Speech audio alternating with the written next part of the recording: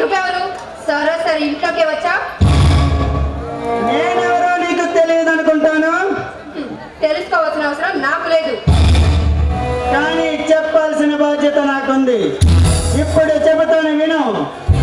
ఎవడి పేరు చెబితే అడవిలో సింహాలు ఓడలెత్తి పారిపోతాయో, ఎవడి పేరు చెబితే శత్రువు గుండెల్లో తడబడుతుందో, ఎవడి పేరు చెబితే పసిపిల్లల నుండి పండు ముసలి దాకా గడగడలాడిపోతాడు.